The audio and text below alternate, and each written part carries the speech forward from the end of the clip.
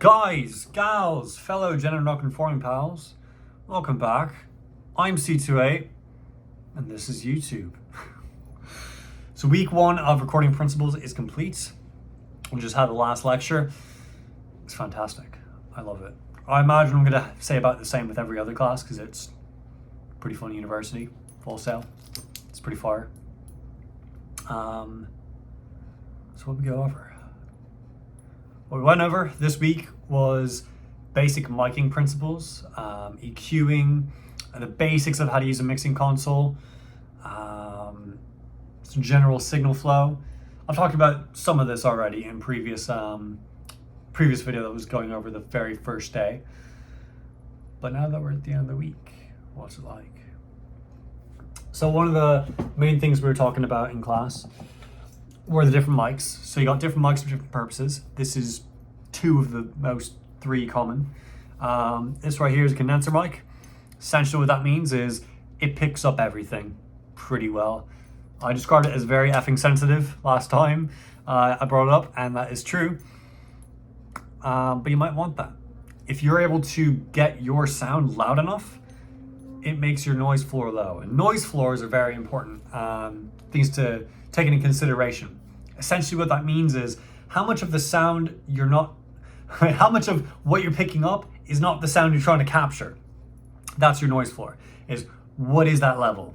And the louder you can make your source, the thing you want to actually record, the lower your noise floor is. So if you want very, very high fidelity audio that's true to the sound, you'd want a condenser mic. But if it's not very loud, you're gonna have a very high noise floor. So maybe something like a dynamic mic would be ideal, where it is a little bit less sensitive, or quite a bit less sensitive than a condenser mic. So you can speak like this, and it's not picking up the fan. It's not picking up the AC. It's not picking up any other thing that's happening. The humming of the electronics of my TV right now.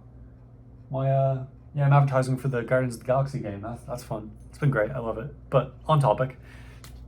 Yeah, that's what we're doing with microphones. We went over different patterns for pickup. So I would imagine most people are like me. When you see a microphone, you're like, oh, it picks up like all around it. You could, like, I see this great here. I can speak here, here, here. Not the case. Not the case. There are different pickup patterns for microphones. I forget the official term. I'm going to call it a pickup pattern because most people probably understand what that means. Where can you speak and it hears you? Cardioid is going to be the most popular. It's going to be a shape where it's this like bulbous shape in front of it, where it picks up the most right in front of it. Like this for this one, this for this one. And it'll reject in the back. This being the back of this one. Yeah, you can see why it would reject. And then different pickup patterns are useful for different things. Say you're trying to mic up a drum set and you want to get no sound from a certain location. Well, you can get a mic that has a pickup pattern where it's very directional, like a shotgun mic, or you could get a bidirectional mic where you have pick up here, but complete rejection from the sides. That could be useful. Different patterns used for different things. That's more so in the studio environment, something you'd use for if you have a band coming in, you have an artist coming in, and you need to record instruments for them, what you're gonna do with your mic situation. But aside from mics, we did a lot else. We also went over some basics of EQing. So it's like sweeping through the EQ to find frequencies that are good, that are bad. Went over subtractive EQing, which is the main thing you're gonna wanna do. And I think a very, very important thing to say about EQing, to sum it all up, so that you understand why to do it, how to do it, is this. You don't use the entire sound frequency on a sound. That means is this. If I clap, you don't really need the low ends. You don't really need the high ends. And they're gonna give you noise anyway. You're still gonna have those regardless of whether you're trying to pick that up. So you wanna cut that out. That's basically it. EQing is cutting out the sounds you're not using in it. Now, it also lets you cut out sounds that you have picked up that you don't want. But primarily, and I didn't even think about this, but primarily it is to get rid of sounds you're not using. And it allows you to just get rid of a bunch of noise in your mix, which is brilliant. It's fantastic. I'm very excited. Our lab, we recently had a lab, it was very cool. We had our instructor, our lab instructor, show us a bunch of songs from the 80s, a bunch of revolutionary artists, talk about how they mixed using different stereo techniques. So mono being one microphone, stereo being two, Dolby Atmos being any number you want. But sorry, not microphone, I meant monitor, speakers. Yeah. So you can have something going on where you have one melody playing here, one melody playing here, the same sound, but they're different melodies, and it gives you more dynamics. Or something more fun where you can have the sound is here, but the reverb is here. What does that mimic? Reality. Because if I speak here and I speak to the wall is going to bounce off, and the other ear is going to pick up the reverb, but it's not going to pick up the main sound. It's exactly how it works in reality.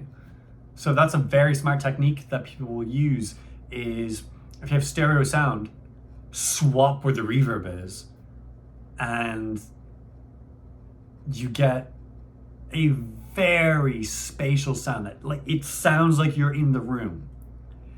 And we did it. I tried mixing the inverse, and you do it, and it just sounds like two simulated environments. Then you flip them, it sounds like it's really in the room. It's such a stupid, straightforward concept, but hugely beneficial for making things sound real. Yeah.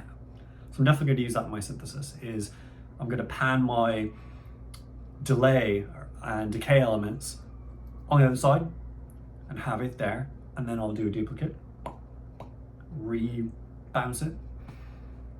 Yeah. Basically, you're going to see a bunch of real fun new techniques being used in C28's tracks in the future.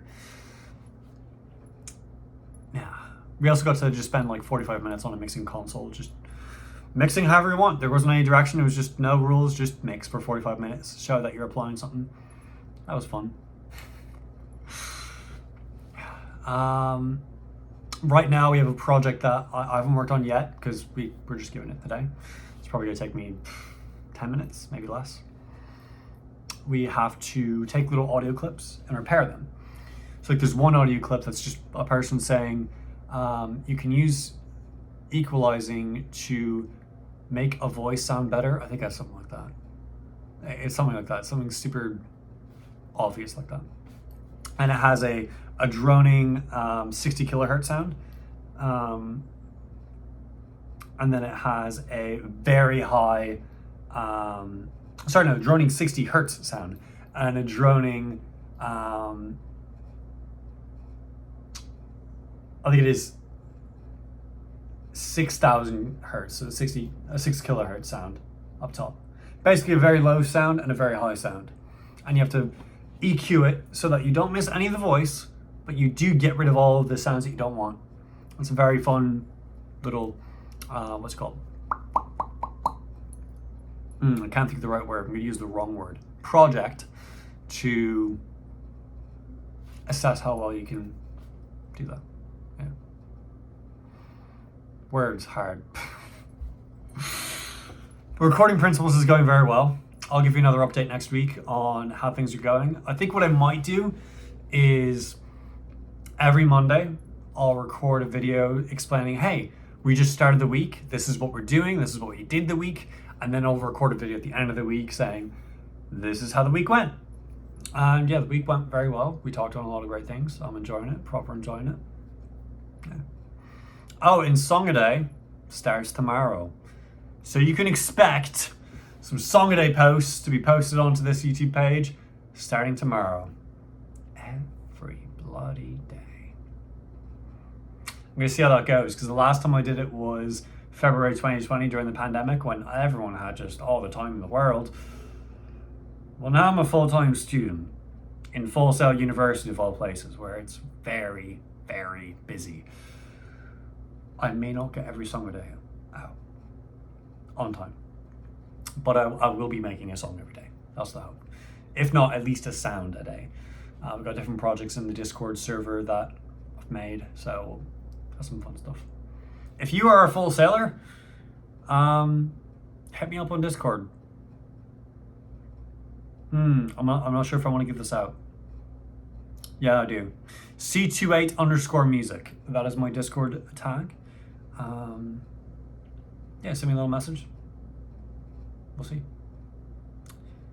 But I think that's it for this little vlog. Vlog 4. I'll see you all around. Bye-bye. God bless. Take care.